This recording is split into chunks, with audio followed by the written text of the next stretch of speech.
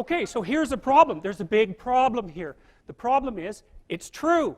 You're oppressed, you're oppressed, you're oppressed, you're oppressed. God only knows why. Maybe you're too short, or you're not as beautiful as you could be, or you know, your grandparent was a serf, likely, because almost everybody's great-grandparent was. It's like, you know, and you're not as smart as you could be, and you have a sick relative, and you have your own physical problems, and it's like, frankly, you're a mess.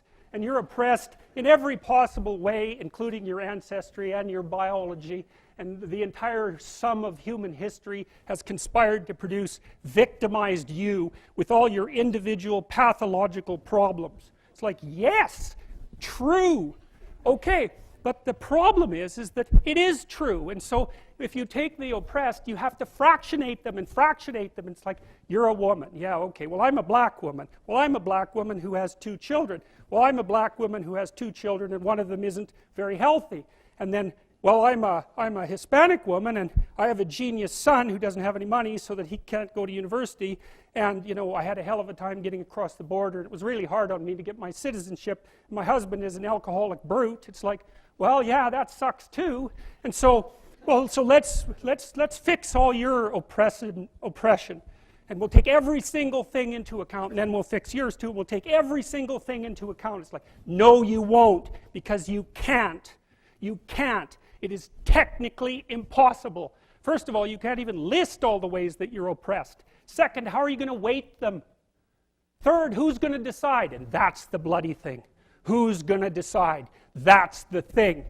Well, what's the answer in the West? It's like, in free markets, oh yeah, Christ will never be able to solve this problem. No one can solve it. What are we going to do about that? We're going to outsource it to the marketplace. You're going to take your sorry, pathetic being, and you're going to try to offer me something that maybe I want. And I'm going to take my sorry, pathetic being, and I'm going to say, well, all things considered, as well as I can understand them, maybe I could give you this much money, which is actually a promise, for that thing. And you've packed all of your damn oppression into the price. And I've packed all my oppression into the willingness to pay it. And that solution sucks. It's a bad solution. But compared to every other solution, man, it's why 10% of us have freedom. And so there's a tremendous illogic at the bottom of this. It's like, you have to fractionate the oppressed all the way down to the level of the individual. Well, that's what the West figured out. You know, there's a couple of figures who are at the mythological roots of our culture, and you know, people get upset with me because I bring in religious themes, but I understand some things about mythology and religion. And it's not an accident that the axiomatic Western individual is someone who was unfairly nailed to a cross and tortured. It's like, yes, right, exactly. So what do you do about that?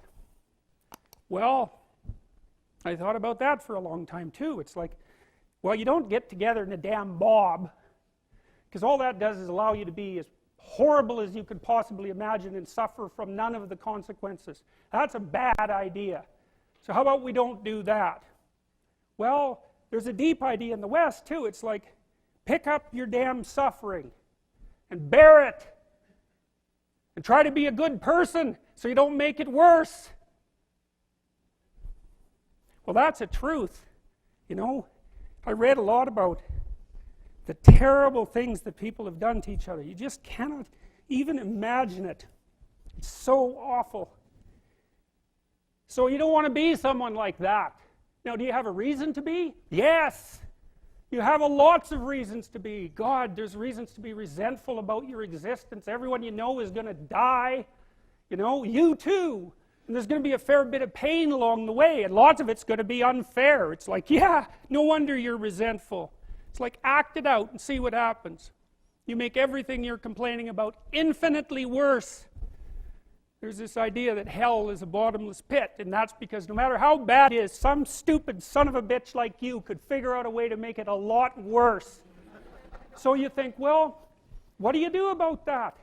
Well, you accept it. That's what life is like. It's suffering.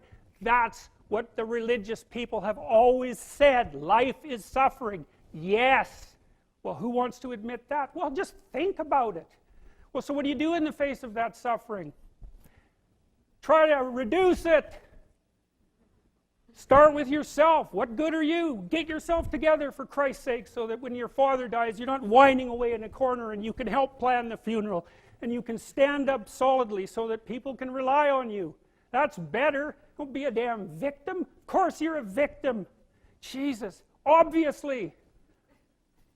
Put yourself together. And then maybe if you put yourself together, you know how to do that. You know what's wrong with you, if you'll admit it. You know there's a few things you could like polish up a little bit, that you might even be able to manage in your insufficient present condition. And so you might shine yourself up a little bit, and then your eyes will be a little more open, then you can shine yourself up a little bit more, and then maybe you could bring your family together instead of having them be the hateful, spiteful, neurotic, infighting batch that you're like doomed to spend Christmas with. So then you fix yourself up a little bit, kind of humbly, because, you know, God, you're a fixer-upper if there ever was one. And then you got to figure out, well, can you figure out how to make peace with your idiot brother? And probably not, because he's just as dumb as you, so how the hell are you going to manage that? And so then maybe you get somewhere that way, and your family's sort of functioning, and you find out, well, that kind of relieved a little bit of suffering, although it reduced the opportunities for spiteful revenge, and that's kind of a pain in the neck. And so then you get your family together a little bit, and you're a little clued in then, at least a bit, because you've done something difficult that's actually difficult. You're a little wiser, and so then maybe you could put a tentative finger out beyond the family and try to change some little thing without wrecking it. It's like, our society is complex, and we teach our students that they could just fix it. It's like, go fix a military helicopter and see how far you get with that. It's like, what are you going to do? You're like a chimp with a wrench. Whack! Oh, look, it's better. It's like, no, it's not better. Things are complicated, and to fix things is really hard, and you have to be like a golden tool to fix things, and you're not. So, and that's the other message of the West. It's like, how do you overcome the suffering of life? And I'm not saying it's only the message of the West. How do you overcome the suffering of life? Is be a better person. That's how you do it. Well, that's hard. It takes responsibility. And I think, you know, if you said to someone, you want to have a meaningful life? Everything you do matters. That's the definition of a meaningful life. But everything you do matters. So you're going to have to carry that with you. Or do you want to just forget about the whole meaning thing, and then you don't have any responsibility, because who the hell cares, and you can wander through life doing whatever you want, gratifying impulsive desires for how useful that's going to be, and you're stuck in meaninglessness, but you don't have any responsibility. Which one do you want? Well, ask yourself, which one are you pursuing? And you'll find very rapidly that it isn't the majority of your soul that's pursuing the whole meaning thing, because, well, look what you have to do that. You have to take on the fact that life is suffering. You have to put yourself together in the face of that. Well, that's hard. Christ, it's amazing people can even do it. I'm stunned every day when I go outside, and it isn't a riot with everything burning. Because really, God, you talk to people, it's like, I knew this guy, he'd been in a motorcycle accident, and it really ruined him, and he was like a linesman, you know, working on the power, and he was working with someone who had Parkinson's disease, and they had complementary inadequacies, and so two of them could do the job of one person, and so they're out there fixing power lines in the freezing cold, despite the fact that one was 3/4 wrecked with a motorcycle accident and the other one had Parkinson's. It's like, that's how our civilization works. It's like, there's all these ruined people out there, they've got problems like you can't believe. Off they go to work and do things they don't even like, and look, the lights are on. My God, it's unbelievable. It's a miracle. It's a miracle. And we're so ungrateful. College students, the postmodern types, they're so ungrateful. You know, they don't know that they're surrounded by just a bloody miracle. It's a miracle that all this stuff works, that all you crazy chimpanzees that don't know each other can sit in the same room for 2 hours sweltering away without tearing each other apart, because that's what chimps do. So, anyways, so what happened? Well, I made some videos, and I got to the bottom of some things, at least as far as I can tell, so I told you what the bottom is, and then I got this idea about what you might do about it, which isn't my idea. It's like, it's not my idea. It's an old idea. It's far older than Christianity. It's old. It's the oldest story of mankind. Get yourself together. Transcend your suffering. See if you can be some kind of hero. Make the suffering in the world less.